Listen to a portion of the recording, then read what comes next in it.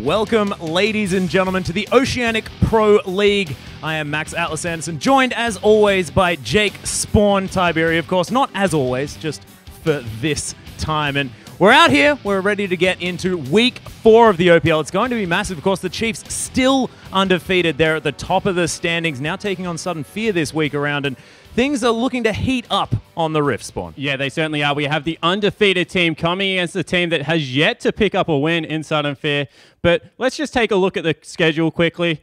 4 games tonight, as always. Direwolves taking on Immunity in Game 1. Yeah, Legacy are then going to take on Sin straight after that. Absolute versus Avant will be following, and that's going to be a huge matchup, actually. We'll see whether Kensti continues on hot form. But finally, we are going to have Sudden Fear taking on the Chiefs, and the Chiefs looking to make it 7-0 at the beginning of Week 4. But Sudden Fear going to be able to pull a 4-0 and really take it to the Chiefs, get on some Comfort Champions and make things happen. Yeah, it definitely is a possible. That blue turtle shell can come through. I think the Comfort Champions will be key in that matchup. But Game 1 matchup, it's going to be absolutely massive. We've got Immunity coming in here as maybe the informed team, you have to say. They've won their last couple of games. Last week, they went undefeated. Were able to beat a good Legacy lineup as well, who at that stage had only dropped a game versus Chiefs. And you have to say that their game plan has been pretty impressive. Yeah, Immunity have most certainly been stepping up. T-Gun especially, he stood out for me, a fantastic player. But, of course, things a bit different for the Direwolves. They were playing without Perfection there for a couple of weeks. Things had to be changed. Chippy stepping in the top lane and actually had a fantastic performance. His signature Hecarim looking brilliant. But let's touch on Perfection here. He's up against Cheese in this particular match. And as we bring it up onto your screen, this guy is the linchpin for the Direwolves. Yeah, he certainly can. You can see on the screen that Direwolves are 2-1 with Perfection in the lineup. He's up there in kill participation around the 70% mark. He has about a 5 KDA as well. But he's going up to one of the veterans in the league. Cheese in the mid lane. He's been famous for his control mages. Has really mastered, you have to say, Azir coming into that. Has a fairly impressive record with 2-1. Plays it incredibly well. Has a good KDA in his own right. 28 kills. That's up in there with the league's best. And this is going to be a very bloodthirsty mid lane, you have to feel, as Direwolves take on Immunity. Yeah, it's true. And I want to touch on Cheese just for a moment as well, because you were talking about the fact that he's been favoring the Azir 2-1, like you mentioned, and that's like 3 out of the 6 games that they've played so far of Immunity. So 50% Azir, and this is what Cheese does. He sticks with a champion and he gets fantastic at it and ends up drawing the ban. Of course, he did it with Xerath, did it with Orianna, did it with Swain as well, of all champions. So this guy definitely likes to pick a champion and make sure he gains mastery, and I wonder whether this time around we're going to see that ban come through. Yeah, definitely is a possibility, especially because of the fact that they're able to do exactly what you said. They play these flex mages that are aggressive and defensive in their own right. They have good anti-siege potential coming through there for Cheese. But Perfection on the other side of the Rift, he does similar things. He picked up the Twisted Fate, then he went on to Kassadin. He's a very old-school Legacy player, but now he's at the point where, honestly, he's one of the best mids in the whole scene, and is just able to play anything. Yeah, he most certainly is. Of course, Perfection, as you mentioned, been around forever. Don't mistake the word legacy for the team legacy. Does get a little bit confusing when you have names like that floating around the Rift. But, ladies and gentlemen, I really do want you guys to join the conversation with us. Head over to Twitter. Use that hashtag #IamOPL. You could also feel free to use that at LOL_Oceania if you want to join in the conversation. And let us know exactly what you think is going to happen, whether there are any surprises you believe are in store for tonight. Because if you know anything that I don't, I'd really like to know. Yeah, certainly. And if you need any more information, feel free to pop over to the website, oce.lolesports.com. Get in there, check out all the replays, all the stats. There's some team write-ups on there as well. Yeah, it's fantastic. Lots of extra content there. And if you want to stay up to date with the standings, of course, we have mentioned it briefly, but it's good to know exactly where everyone's sitting, who's still with a shot, who's falling out of favor. Of course, Sudden Fear looking desperately to pick up a victory, still sitting at 0-6, but everybody else milling about there in the middle. And let's hop into Champion Select. And man, Immunity versus the Direwolves, and immediately Rumble is going to be banned away from Ryu. Yeah, and that's no surprise at all. Soul Strikes camped the heck out of Ryu's lane last time around, got him fed, and it was the first really impressive performance we've seen out of Immunity's top laner, able to pick up a lot of the kills and influence the rest of the map, which I have to say took me by a little bit of surprise. Yeah, 9-0-5, I believe, with his final score on that champion. Really able to clean up fights, found farm everywhere, but it is going to be Hecarim taken away afterwards, and this is interesting. This is against Sharp, and Sharp not necessarily the Hecarim player. Perfection normally definitely known for that. Yeah, he certainly is. And, I actually understand it because on the other side of the rift, you have a very, I guess, uncomfortable top laner. He does need his lane to be camped a little bit, and getting rid of Hecker on one of these lane bullies is just going to only open up the map for Ryu to really get him into a comfort zone. Yeah, we are just going to reset just a little bit, but Ryze understandably going to be taken away. 5.10, ladies and gentlemen. So that champion, pretty freaking stupid. Yeah, it certainly is, but it's been taken away by the blue side team, which is a little bit strange coming in. You expect to see it as a red side ban just because it is very first pickable. Doesn't have many bad matchups right now. Does well against range and melee with a constant lockdown, but obviously Sharp not comfortable to pick that one up. Maybe Perfection doesn't play it in the mid lane either, where we have seen a little bit of Ryze, so it's just taken off the board. Yeah, not going to see that one. Sivir is going to be then the response from Immunity. They do not want to see that in the hands of King. King, of course, known for flashing over base walls as Sivir. A little bit ridiculous, but the answer then is going to be Rek'Sai, aimed at Soul Strikes, and of course Soul Strikes playing a ridiculous amount of that champion. Yeah, Soul Strikes is a great Rek'Sai player, and he just camps lane. This is what Soul Strikes always been famous for, getting into the same lane repetitive times, burning summoner spells, making the enemy top laner's life a little bit uncomfortable. So getting him off that champion that has a very easy job at repetitive ganking is a good strategy coming through for Direwolves. Yeah, and of course the Direwolves know very closely what Soul Strikes is keen to do. Of course, formerly a Direwolves player himself. So, look, seeing whether they can remove his comfort champions, and they know exactly what Soul Strikes is capable of. They know what he favors, know what he's into. Yeah, that was one of the mid-season swaps where they put Sybil onto their lineup. But you see, first pick being picked up for Sharp is the Kalista, not banned away. Very high-pressure AD carry, especially at the early stage of the game. Great for securing those objectives. And Direwolves, you feel that their bottom lane has to get back to their aggressive roots. We've talked about it. The Flash brothers down there, Chuffer and King, haven't really been that consistent this split, so need to make sure that they're on point this game. Yeah, it's true. And I mean, it looks like Immunity going to be leaving up potentially that Thresh as well. Chuffer having one of his best performances of ever on that champion. Absolutely ridiculous, picking up all sorts of amounts of kills. He was almost, I think it was almost highest kills in the game as Thresh. Really stupid. Last split, go back, check it out because it was amazing. But looks on the side of Team Immunity like they're definitely mixing things, because Nautilus and Karma together would be an odd decision. Yeah, but I don't think it is going to be locked in. You see the Gragas coming through there. This isn't a surprise at all, because we mentioned the fact that Soul Strikes like to get into a lane repetitively, gank it. No Rek'Sai available. Gragas definitely the next best jungler at doing that body slam. Got the chain slow that can come through from the barrel as well. A heck of a lot of damage. So not surprised to see that one come through. And it's going to be Nautilus for T-Gun in the bottom lane. He had a fantastic Morgana game. Wasn't banned away this time around. That was against Legacy, of course. But this time going for very heavily engaged. A little bit of peel comes out of the Nautilus kit, but a much more aggressive pick than we're used to seeing.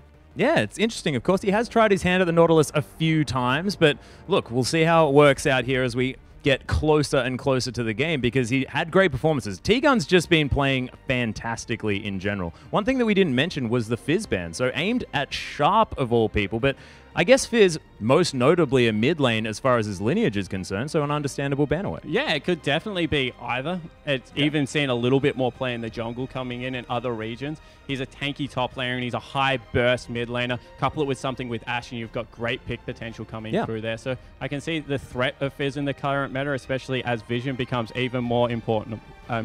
Yeah, so Bard and Zac, though, have been locked in here for the Direwolves. Sybil taking that blob into the jungle, making sure that he can get things done, and already a tanky lineup with a lot of extra mobility that Elastic Slingshot and you're looking concerned, and the Magical Journey can offer, but why are you concerned? So that's some very unique gang pathing that can come through from Sybil. The Elastic Slingshot is a very long-range ganking spell, especially as you level up. Couple that with the fact that Magical Journey can just take you on some strange rides around the map. This is going to mean that the bottom lane of Immunity need to be careful, because if Zac ever gets behind you, he can wreak terror. Yeah, well, this is the thing, and they've also got it's almost like there aren't any walls in the jungle anymore. For those two champions especially, and Bard can allow people to follow him through. And Immunity may have been a little bit thrown by these couple of picks, taking a long time coming through with their decisions here in this champion select. And look, we'll see what they finally decide on as we get closer and closer, but it's an interesting comp to now decide to counterpick, you know? Yeah, it certainly is, and I think that they've gone with a Maokai up there in the top lane, so you'll see that they'll be able to get a little bit more of engaged through Maokai. He's going to be the tanky front line. They've also gone with Jinx to be able to allow them to have that high damage output that they need during the end game team fights. A little bit more turret pushing potential than what Kalista is going to bring early game as well. So a very well-rounded comp being put together by Immunity, and you have to think that maybe late-ish game focus coming through from Direwolf so far.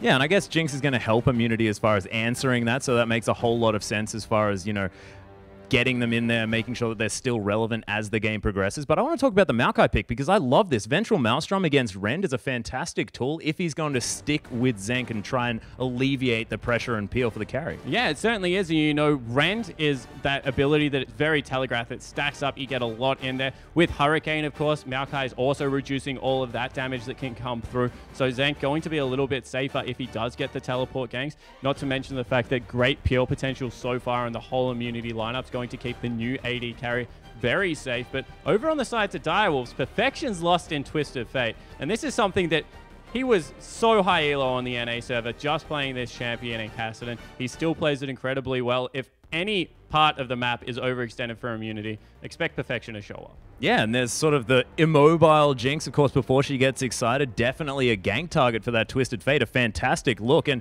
look, we've got one of the 3 notable Twisted Fate players of the Oceanic region, of course, Swiffer, Kensti, and Perfection. And Perfection, arguably, probably one of the most veteran of those players. Yeah, it certainly is. And they're coupling it with a Gnar. So a lot of CC currently in the Direwolves lineup. They've got the big Wombo combo that can come out of Sybil as well as Sharp up there in the top lane. Layer that with all of Perfection's damage and CC that will come out of Twisted Fate. And just honestly, a heck of a lot of damage that will come out of a mid-game Kalista means that team fights are going to be risky at the best of times. Yeah, and have they organized sort of this team comp as far as that 2-item spike that Kalista is going to be hitting? Are they aiming for these dragon fights? Well, through the inherent powerfulness of the kit, the transform that comes through, the cooldown reduction that you grab on Twisted Fate, they're going to have the ability to fight. Not to mention the fact that Twisted Fate gives you a lot of vision control during the mid-game. Yeah. That Destiny useful to light up the map when you're going for things like Dragon, things like Baron. So they do have the ability to fight.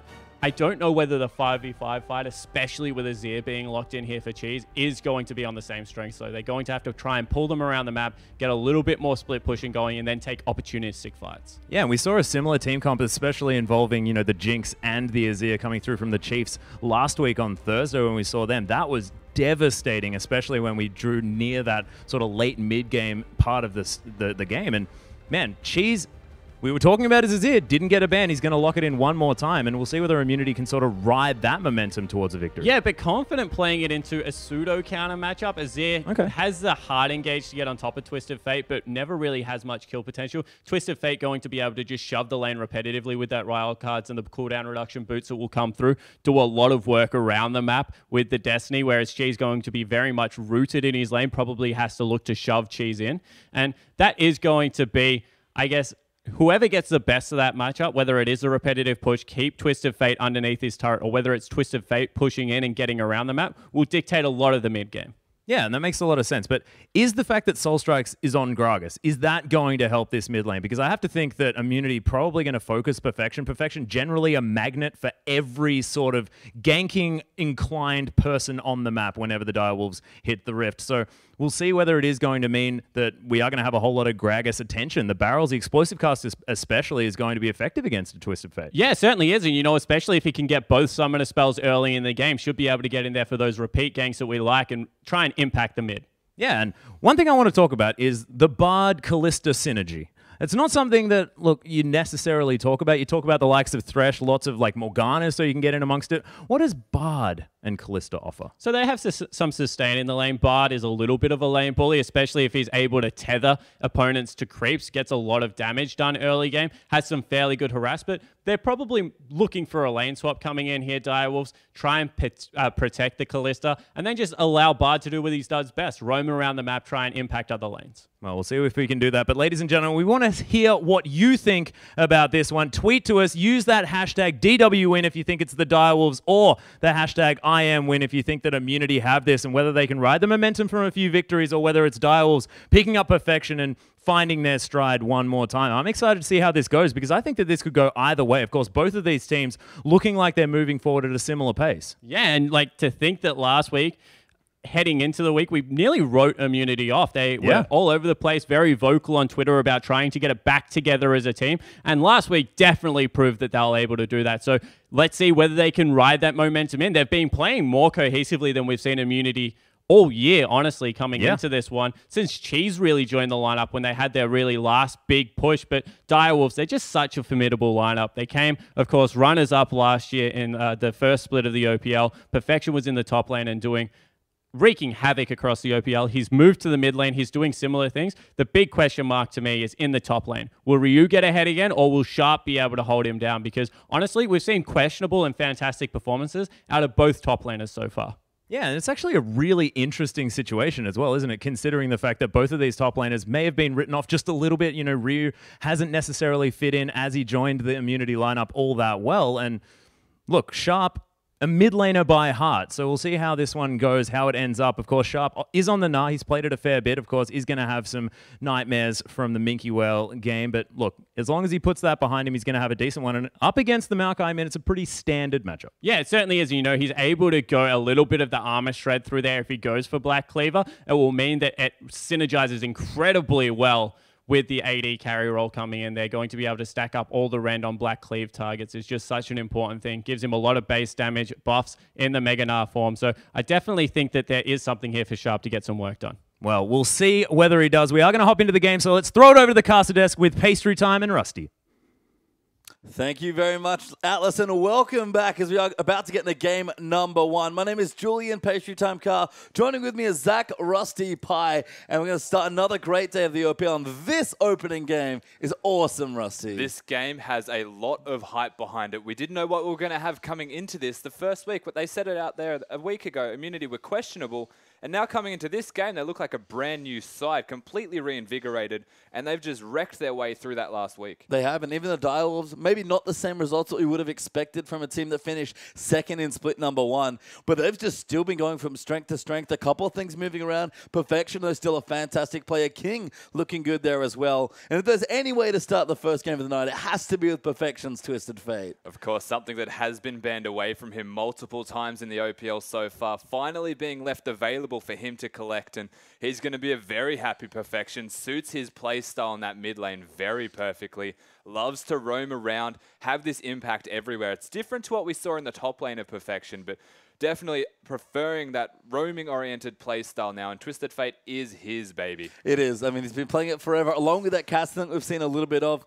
But even on the other side as well, Cheese, he's played a lot of Azir in the OPL this split. Yeah, we saw the stats 2-1 as Azir. He's been doing a lot of work. Hasn't seen this crazy amount of success with it just yet, but individually, he's been very strong. Yeah, I think Cheese has looked great here, and both these mid laners and the rest of their teams look formidable here as we move on to the Rift for game number one. The Direwolves over on the blue side, Immunity hanging out over on the red, and a lot of unconventional stuff. The Direwolves, honestly, to me, looking at this team comp, they're just sort of doing their own thing. You say unconventional, but the Direwolves, they make it legitimate. We've got Zach. Sybil has played it once before in the OPL, and I believe saw success on that.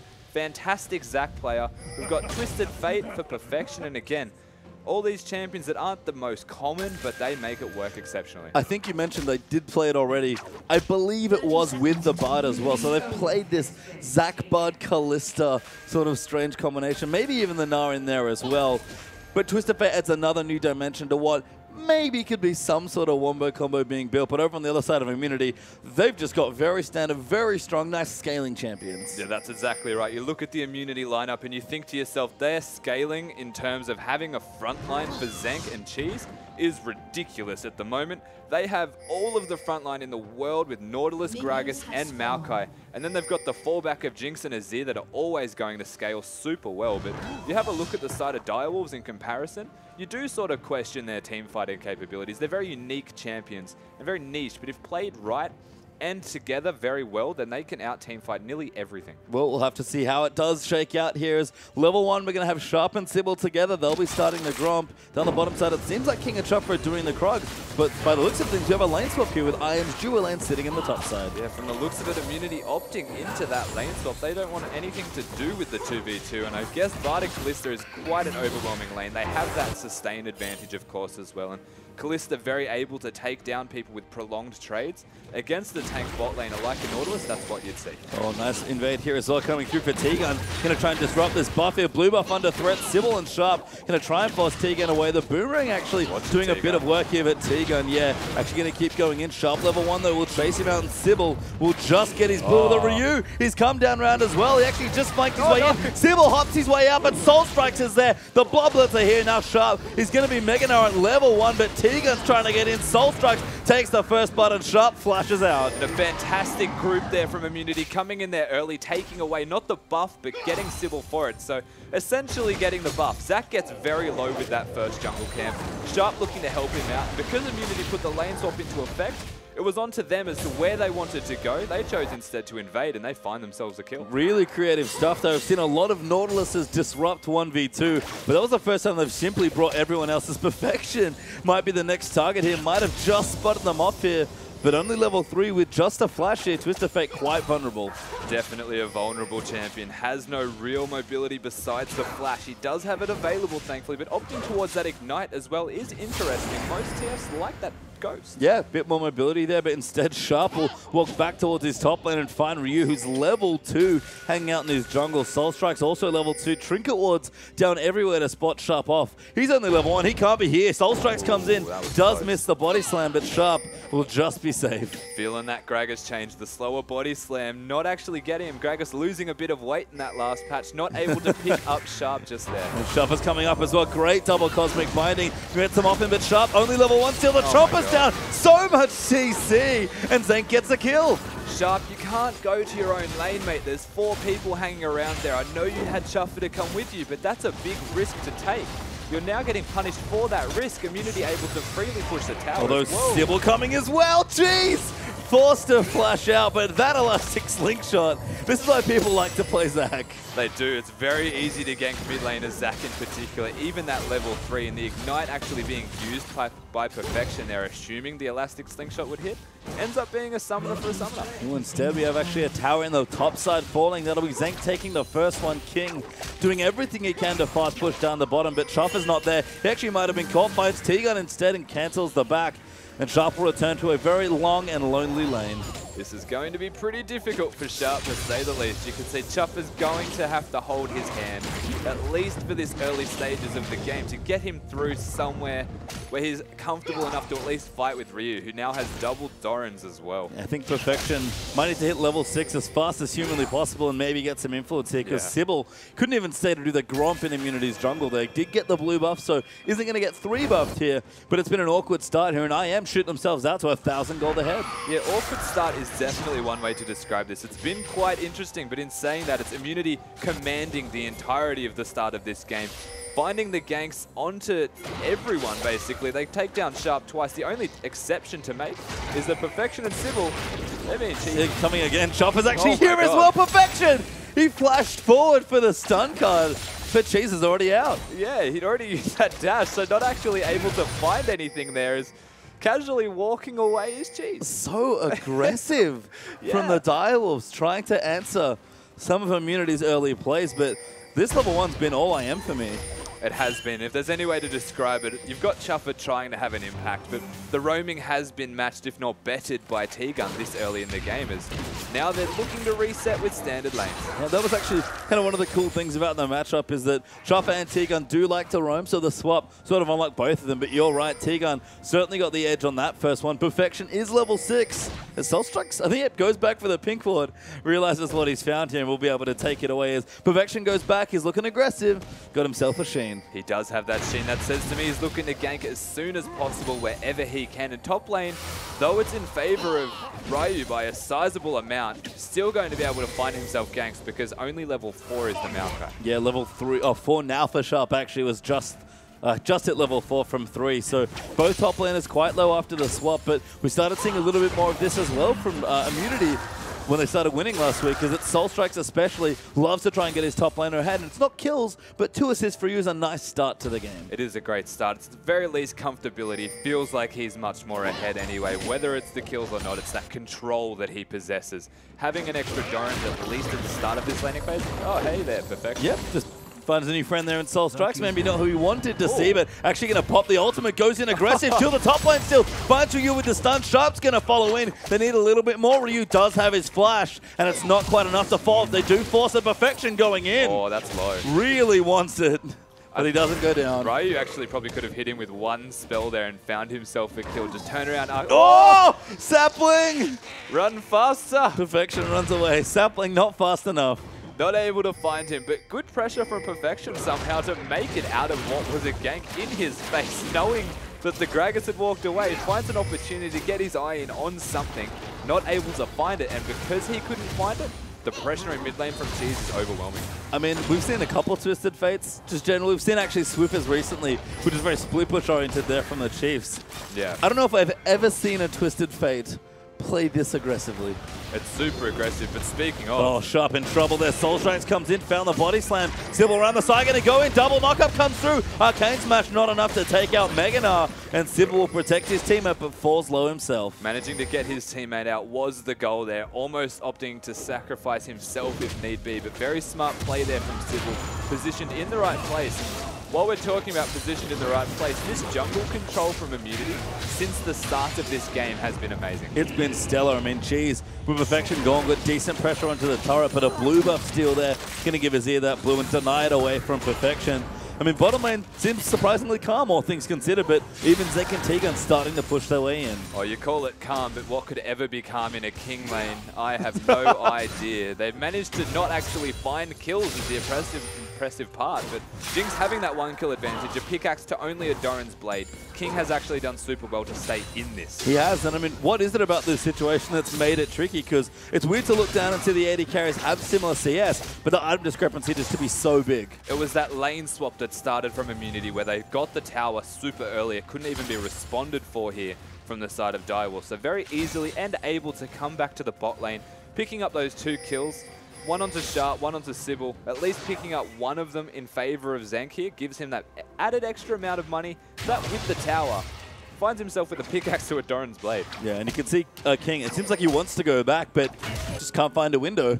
He'll be able to get a lot of items if he is allowed to recall, but you can see Zenk trying to just constantly push, not resorting to simply auto attacks, or just last hit, sorry, he is actually auto attacking. Yeah, it seems like we will have King finally recall, so BF Sword Vampiric Scepter is where it ends up as Chopper returns to the lane to collect a bit of CS. Perfection's tower getting low though in the mid status, falling a bit behind in CS as well, trying to help his other lanes, but Twisted Fate can't afford to give up too much in Cheese. He's pushing so aggressively. Yeah, if Cheese can continue in this lane, you can see the pressure Sybil has been trying to put down here. If it starts to pay off, you'll see Perfection start to run rampant as he goes in. Oh, goes in, gets the knockup, let's bounce his there, gets him out of the flash, but Perfection can't find enough room for the gold card, and that's an ult wasted there for Zach. Had the flash available here was Perfection, but not opting to actually commit too hard to that, as I guess they did not have vision of the rest of the Immunity roster. You could see T-Gun was nearby.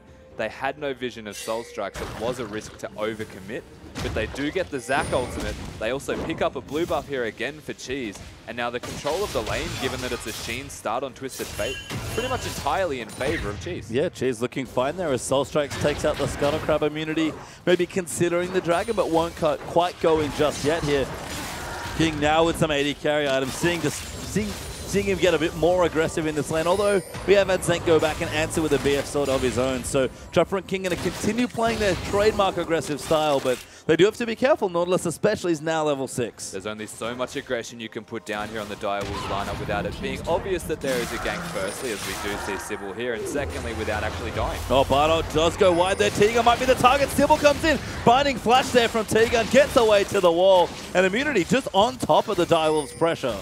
Yeah, they're not actually getting a single thing from all of this pressure Sybil's trying to put down. Zach is exceptional at ganking, especially once he hits that level 5 mark. And we've seen him hitting all the relevant targets, but no one actually able to follow up on that engage here from the side of Direwolves. The Bard ultimate missing, TF not being able to get in range to put down that stun, and it just feels like Immunity getting out with more than they should. Oh, Sharp could be in trouble, actually, forced to hop away, as we do have Gragas and Azir coming through. Yeah, very far, actually, is Perfection. Might be looking for something in the bottom side, does go down, good choppers, but he's on top of Zank, he's under the tower, gets knocked out by Nautilus King, though, gonna take him out. Great dodge there as the Fate Skull comes in on top of Zank. Chopper dives through, smite there from Sybil, Chopper's gonna tank the tower, and Perfection gets the kill. And the Twisted Fate, finally the roaming starts to pay off. There's only so much pressure you can put down without actually finding a kill. Eventually they get themselves one massive here from the side of Direwolves. A BF sword and a pickaxe compared to the BF sword advance. That's going to start helping King reel that back into even. And even TF finally getting a kill in favor of him, starting to ramp up in his damage. Yeah, the second ulti there for Perfection, doing a lot of work as King does take the turret out on the bottom side of the map, so will deny a couple more CS and be able to give his team a bit of global goal. But Soulstrikes and Cheese are back in the mid, applying pressure. Perfection will return in time to clear this wave out. But he has to do a lot more work. You can see why he's gone the CDR boots. Wants to make sure he's got lots of impact right now. Now, what is worth noting, of course, is that the Direwolves lineup are playing to their team comp exceptionally smart and doing it very well.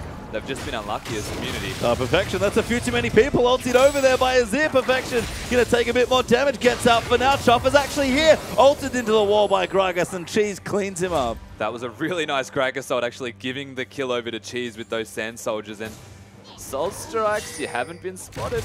Sybil even. Yeah, Sybil coming onto Ryu. Sharp wants it. Ryu does get knocked up. Let's bounce there as well. Sharp going to keep chasing in. Ryu does have a flash, sorry, but won't use it. And Sharp gets a kill for himself. Sharp actually missing that boomerang he threw out, but it returned on the way back, hitting the Maokai as he used his twisted advance. Definitely not calculated, but very, very smart play here from the Direwolves. Again, their team comp is all about that skirmishing, finding early pressure, using that early pressure to give them an advantage in terms of objectives or just raw gold values. If Perfection gets going, if Sharp gets going, someone's going to be massive. And if someone does get massive from the Direwolves, it gets harder for Immunity to close it out. And you can see the Direwolves going to get this turret as well. That's 2 for 2 now as Soul Strikes going to work on a Dragon as the rest of his team collapse to try and take it out. But I am up 2,000 gold at one point in this game, and all of a sudden the Direwolves find themselves with a slim lead. The Dragon will go to Immunity as King's going to pick up the red buff, but it's just been so much trading of objectives. Speaking of trading. Oh, Perfection finds the ward. Soul Strikes coming in. That was some sick reflexes for that gold card. It wasn't even a trade. It was just free damage on the Soul Strikes. That was a very nice pink ward being placed in that bush as like a 5th sense, 6th sense almost. Ryu actually in trouble now. Can't really get away from this. Smite goes down there to slow him out. Tower does go down to the bottom side, but King just pops the end and gets a kill. So opting to trade a tower here for a kill onto Ryu.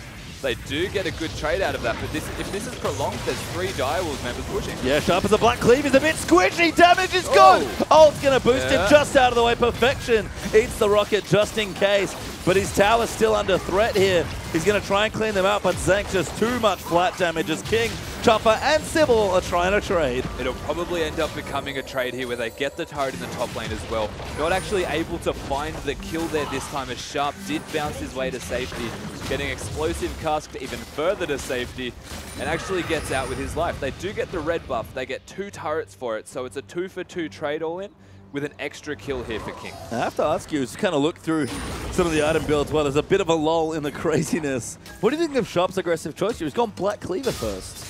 That is a team-based choice, essentially, and it's risky because 1v1ing against Ryu isn't necessarily easy. He is stacking sort of mid-game style armor, so he has actually rushed that Glacial Shroud, which isn't normal for most Maokai. They like to go straight to that Righteous Glory. What this says to me even is that he's looking to build stats 4 lane and split push a little bit more so that he's capable of 1v1ing and then group for team fights and be even tankier just because of that, and not necessarily needing the engage. Oh, she's going to get initiated on, gets himself to safety though. Teleport will get cancelled by the Maokai. Perfection. One ulti gets quite a few cooldowns for it. They do get that TF ulti in effective use, though not finding a kill. It's still definitely relevant. If they're fighting around the mid lane, Perfection doesn't need to split just yet. It is quite early.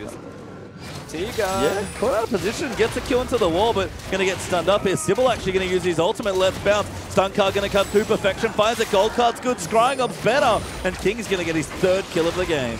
Actually ramping up massive now is this Kalista. 3-0-1. Had the Bloodthirst and the Zeal already. Oh, Cheese gets nailed by the ulti by Bud. Fate's called, not quite enough. Cosmic Binding is though. Perfection's going to chase in and kill. Is going to go to Perfection. That almost didn't get a kill because of the secret little heal pop at the last second. They do get the kill here though. Perfection now 2-1 himself. And Direwolves with this comp using it very, very smartly. Since the small hiccup in that early game, they've found their stride. Yeah, going in now. This tower actually going to get shredded out as Chopper. Magical Journey going to try and find a pick flash. Binding gets a slow. Does not stun though as Ryu going to get... King gets also back by Soul Strikes. But the tower does fall. No other kills coming through, though. Fantastic ultimate from Soul Strikes that actually save his teammate who was about to get gold carded from Perfection.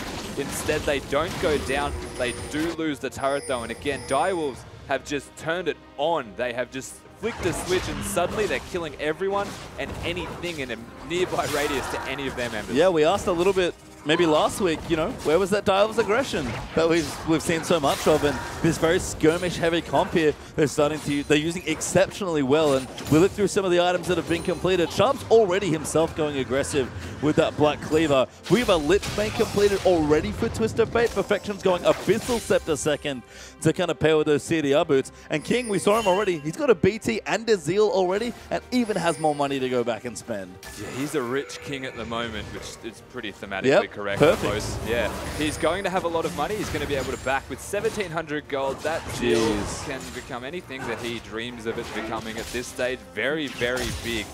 Even at the moment, TF is about 1,000 gold ahead of Cheese, who was having a CS advantage in this lane. Not anymore. I mean, that's the thing about Twisted Fate, right? It's just, you're doing all well, the lane's going great, and all of a sudden, Twisted Fate leaves the lane, and everywhere else feels like it's losing. Yeah, and the best part about Twisted Fate is that passive giving extra gold with every last hit as well, because whether you're behind by 10 CS or 20 CS, the later the game goes, it starts to close more and more. It does. You can see Immunity, though, trying to get a bit more gold back in their favor. About 2,500 gold up for Direwolves, but ulti coming through. Gonna hit just one person. Soul Strikes caught mid belly flop.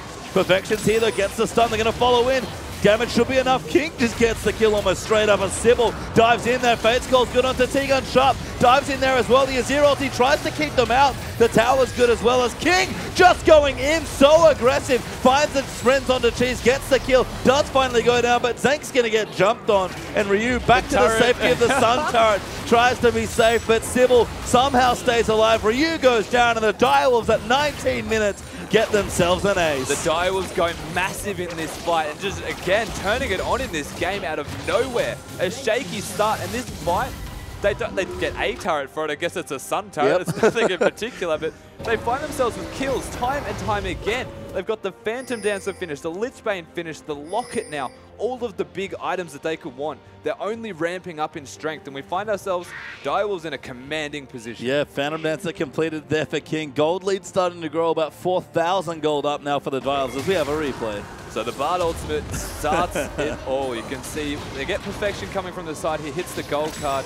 and this is where it just starts to unleash for the Direwolves lineup. The range of that Zac Elastic Slingshot is phenomenal. And this was great by Sharp to almost get over the Emperor's Divide. That Emperor's Divide was phenomenal. But King, that is the manliest thing I've ever seen. He actually dies to the Sun turret. And the Magical Journey as well, actually flanking them in between all of that. It's just such a well-coordinated and smart lineup. Yeah, I didn't see that journey the first time, but that was adorable. Yeah. Oh, Chopper, trouble, goodbye. Zeke gets a kill. No Journey saving Caught this out guy. of position warding, no magic at all there, just a kill. Although King will secure the dragon as Kalista, because that's how Rend works. Immunity, we're going to try and regroup and take some counter objectives, but the Direwolves have been all over them so far. Immunity have found themselves with a window, but they're up against a very, very capable wave clearing comp. And Shot fighting. goes in, massive ultimate! Sybil dives in as well. Zink's going to be the first to fall to King.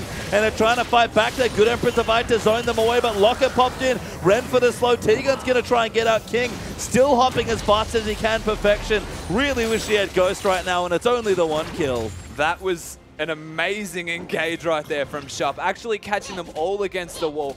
following it with the stun, at least picking up a kill on the back of that fantastic engage. You're right, he might have wanted the ghost there, but the Ignite has been working. It has. I mean, I think the Perfection Ignite just really tells its own little story of how aggressively the Dials want to be playing with this comp. Yeah, they want to be playing super aggressively, playing to their strengths. And speaking of aggressively, tries to save himself. Perfection ulti's in. Chopper's here as well. Perfection going to get a red card, and that's enough for a kill. all it took was that Lichbane proc with the card. Didn't even have that stacked deck because it's available to be used now. And Perfection finds himself comfortable enough and confident enough to pick up solo kills against an Azir now who has a Morello's and a Death Cap. That's pretty scary. Yeah, it is scary, but I mean, I think what's scary for me is that Perfection, who was going for what I thought was an Abyssal, got a couple of kills and said, you know what, let's change plans and go to Death Cap. He's kind of reevaluated how the game's going, and I guess he wanted that magic resistance, and that is a big factor up against this immunity lineup. Remember, they've got Gragas and Maokai top lane, heavy magic damage champions, and then just Cheese, the Azir. It gets you through laning phase to have that Negatron anyway. It's a good early pickup to before they have any Void Stars or any semblance of magic penetration. And then you can just go straight to the Death Cap. So whether it was an Abyssal Scepter or it was just a I need the Negatron now buy, has been paying off anyway. It's been looking good, and as we look through some of the other item buys here for the Direwolves, we look down at King, got a bit more single target here for Kalista, but he's actually got a Bilgewater Cutlass now. He does, working towards the Blade of the Ruined King. The double sustain build from King doesn't need a defensive item is what he's telling me right now. Wants to go heavy into that damage and just skirmish everyone. If he did what he did in that last fight in the top lane with the Blade of the Ruined King, he probably wouldn't have died. Probably not. As Perfection, it is not going to be Death Cap. It's actually Zhonya's for even more engaged potential. I was about to comment on that also. It's not even the Death Cap. He's going to most likely look towards a Void Staff, I would say, to accelerate his build and probably leave it at the Negatron, but he may go for an Abyssal. I mean, maybe. It wouldn't be bad with the CDR boots, but Perfection, we've seen how aggressive he wants to be already. I don't think it's going to stop now that he's finished the Zhonya's. No, the aggression has well and truly started, and he's actually gone for a very mixed build here. A lot of Lichbanes like to split push, but then the Zhonya's more of a team fight. Is the magical journey? Chopper wants it. He's going in. He might ulti. No, just gets a binding instead. He went to go through the magical journey, and he walked around for a second by misclicking instead of going through the journey. So yeah, kind of small. Whoa, hello. King get caught out. Depth charge here as well. Ulti might be enough, but it's not there. Sybil dives his way back in. Tiga needs the Tempered Vapor immunity to get themselves a pick. They find themselves King, and Cheese actually very smartly dodging as the hook hits. Yes, Sybil actually could be in trouble trying to get away. Will slingshot himself to safety. Zenki hits some wildcards. That is not joking around on the damage front. But 5v4, I am going to push down mid. Immunity finding themselves another pick on the back of their very strong catch team confidence. Bard actually hitting. Oh, Sybil going in. Perfection takes him out there. Zenk gets bounced up as well. Chopper's binding sets up everything as sharp. Gonna dive into the flank again. T-Gun gonna get CC'd for days. He's out of mana and quickly falling out of health. Stunned to the wall for another kill, and the Dials turn it around once more. It's starting to feel like they're intentionally dying to bait the side of immunity into a 4v5. Every time they are in a 4v5, it works out in their favor. They end up with a winning team fight. That Bard stun was ridiculous. That was, yeah, threw a minion, I think, as well. Just threaded it onto poor Cheese. And that was the thing I really liked, is Direwolves, as soon as that happened, instantly all went in to get those 3 kills. Yeah, it's the coordination from these guys to know that they can fight even when they're missing one of their main damage dealers in King. And this as well. Triple magical journey, soul strikes. Forced to ulti himself to keep everyone safe. Sybil will finish up the Baron with the help of King. Perfection eats the ulti there from Jinx, but it's not enough to kill him. Finding Perfection there, but only having the Zeal on top of that Infinity Edge. Not enough raw damage. No Last Whisper or Bloodthirster to back it up. And it did travel a fair distance, so the damage was quite high on that ultimate. But again, they get out with the Baron, with their lives. Direwolves, like they were commanding before, are ridiculous again now. Yeah, you can see that lead almost up to 10,000 gold ahead. And there's a dragon up in a minute for anyone that's keeping track here. But it's been a very fast-paced game so far. Tricky to keep track of the objectives, but for the most part, they've kind of just been an afterthought in this game. Yeah, 25 minutes with only 2 dragons taken at the moment. It's not a big win condition for either team. It's not a factor that warrants a team fight even on the side of immunity. They're most likely just going to give it up here, give the Direwolves a free dragon, and look to make another pick.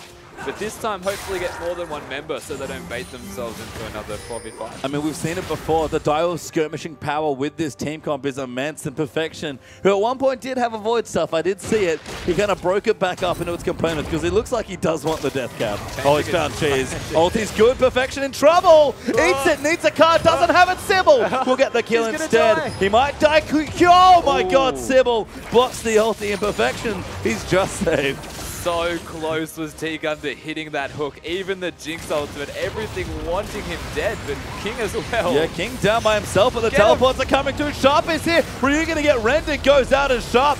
Mid-Gnar ultimate gets tempered, faded.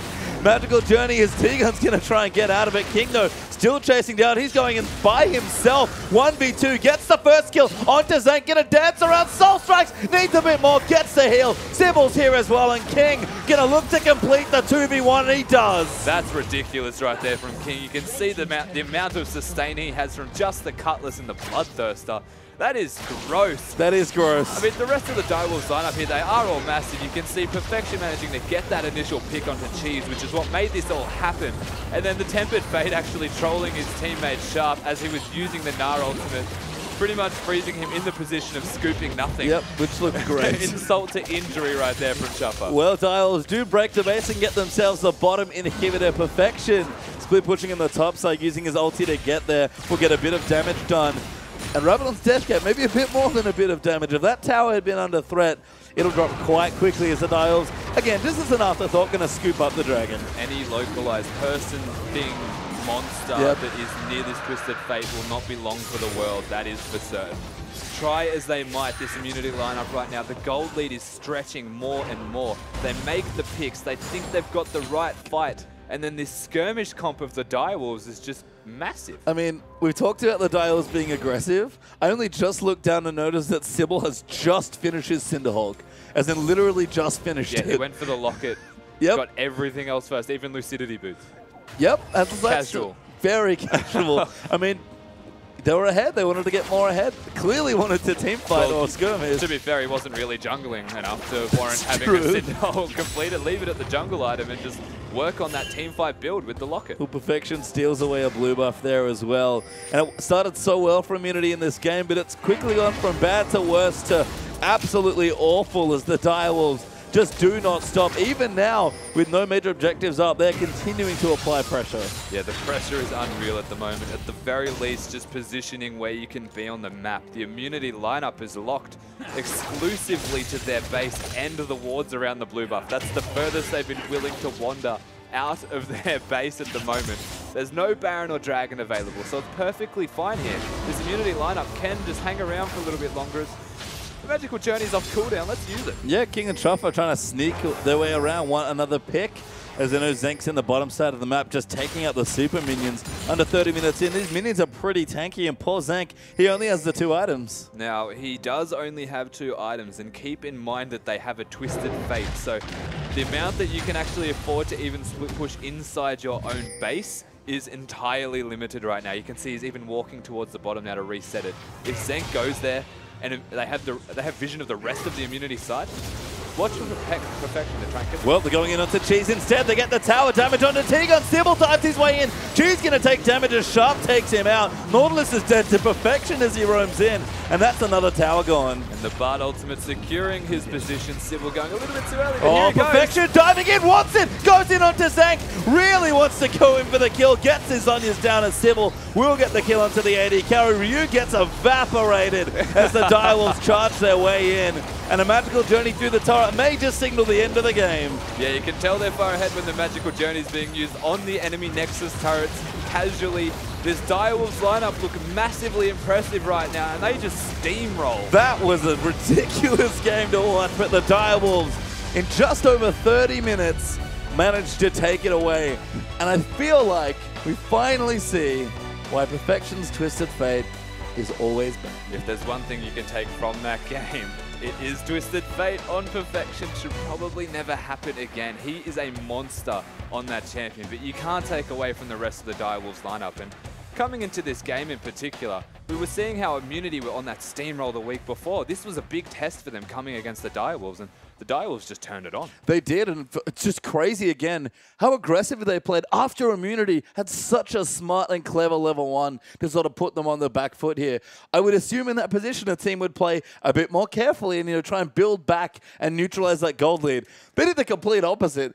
They got aggressed on and said, okay, let's answer that 2, 3, 4 fold. If there's one thing we could say about the Direwolves multiple times, it is just the fact that they will always go. They will always take the fight. They find themselves behind, but they turn it around with just raw aggression and a smart team comp and draft. They get themselves the win. It was great stuff to watch. You know what? Let's hear a little bit more. We're going to go to a quick break in here, just a bit more from the Direwolves. Am I done? Keep pushing mid, keep pushing mid. No, we can fight him here. We can fight him here. Yeah, I can also. I'm gonna get, let me put up my rage. Oh. Yeah. Let's... Strike. Yeah, go. Nice. Point. Oh my god. Stuck in the wall. Back. I'm tanking. Oh my god. Kill. Zing. Oh my god. Alright, This is so messy. I have passive. Nice. AC. Nice.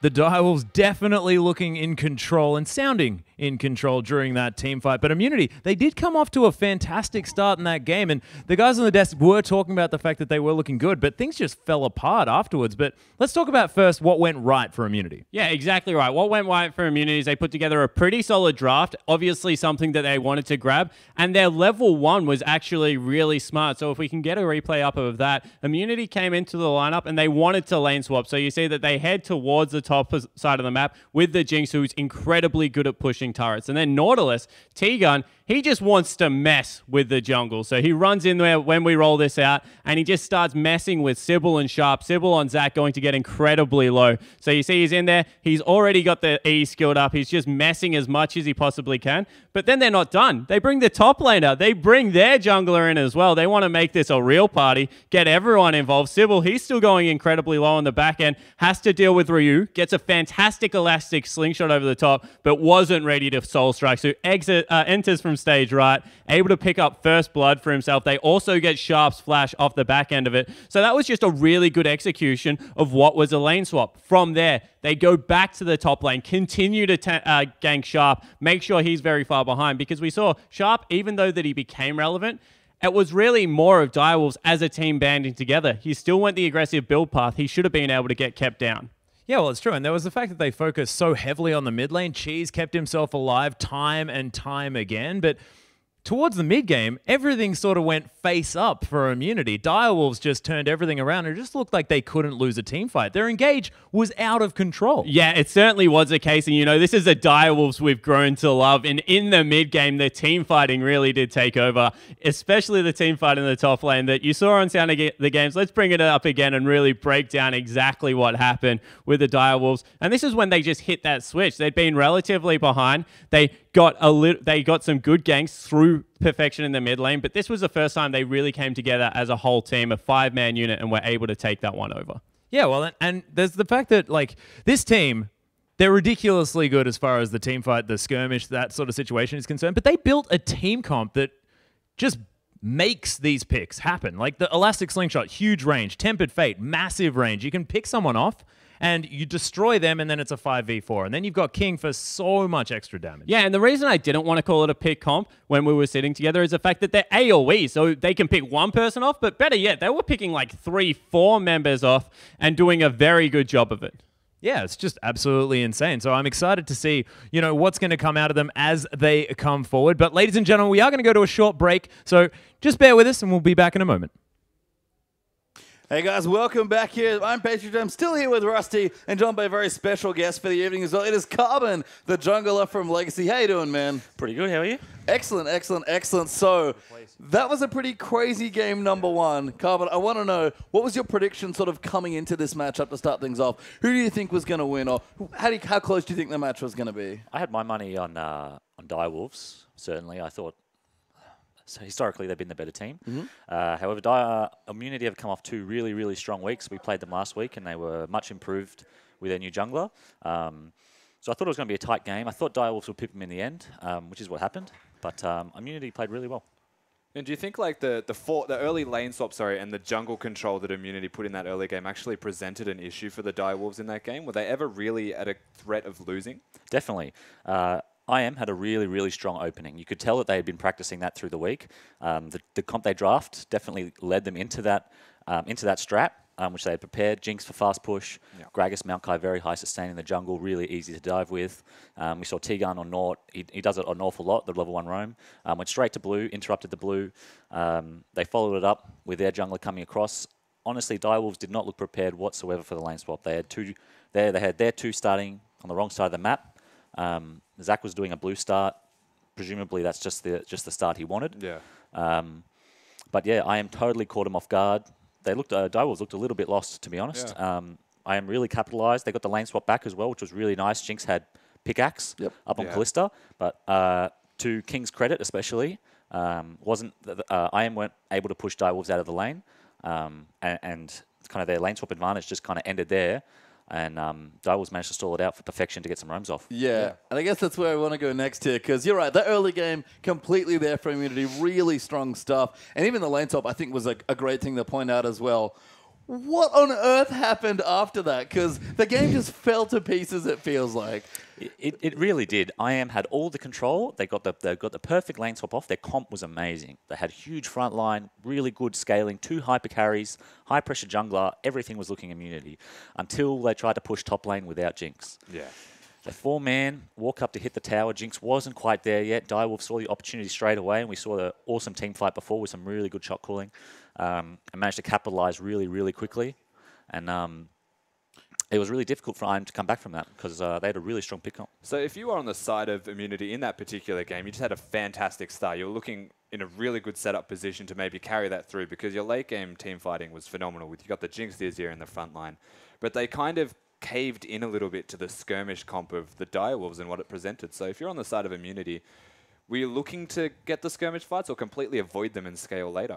You're not at all looking for the skirmish fights, to be honest. If you're skirmishing with a comp that IM had, it's because you're in the wrong position.